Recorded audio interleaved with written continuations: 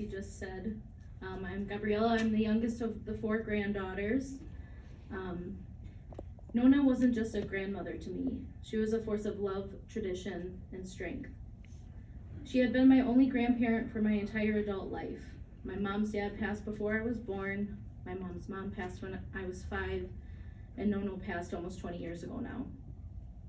You could always find my Nonna knitting, singing, praying, cooking, cleaning, tending to her garden, or a combination of the sorts.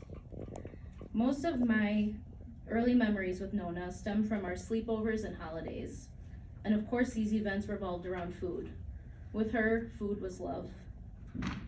Christmas Eve was my absolute favorite day of the year. We ate like royalty. Course after course after course until we were all busting out of our pants. At some point, Father Tim would stop by, eat some food, and tell some corny jokes. I don't know about you, but I didn't know many families who had their local priest stop by their Christmas celebration. It always added to the magic of the evening. At midnight, we'd finally get to open our gifts. Every year, we had the same routine.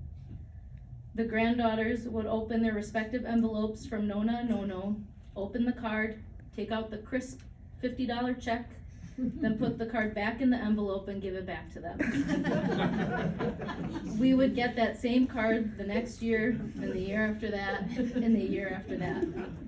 At one point, our gift increased to $60 because of inflation, as Nonna would say.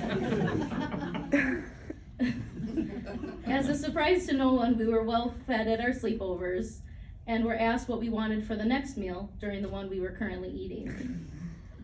Breakfast was typically a bowl of cornflakes with a sprinkle of sugar for us, and for her, a bowl of ripped bread pieces and espresso mixed with milk.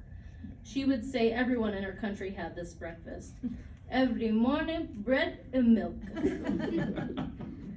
Snacks would be a banana with a sugar sprinkle or another fruta, and dinner would be a bowl of pasta or lentils with bread, of course. She would always clean up the fallen sesame seeds with a lick of the finger and pick them up one by one. Nothing was ever wasted. Our nightcap would either be a cup of chamomile tea or a couple spoonfuls of cannoli filling, my personal favorite. The TV was always at high volume. We'd watch mass reruns, game shows, or soap operas on the Italian channel. Occasionally, we'd bring our Sister Act VHS for a change of pace.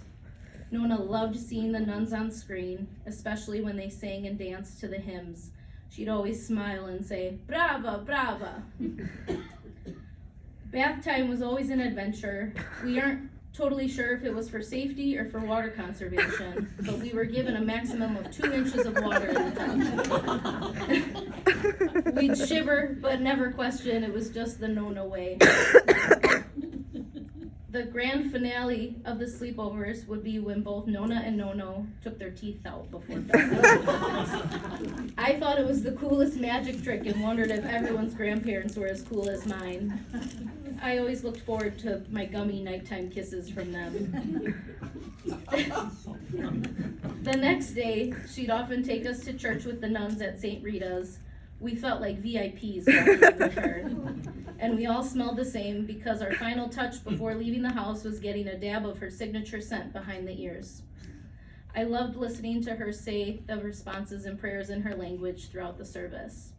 We could always count on some hard candy or bread in her purse to hold us over till lunch. The next week at school, I would report to anyone who would listen to me that I hung out with my nun friends over the weekend.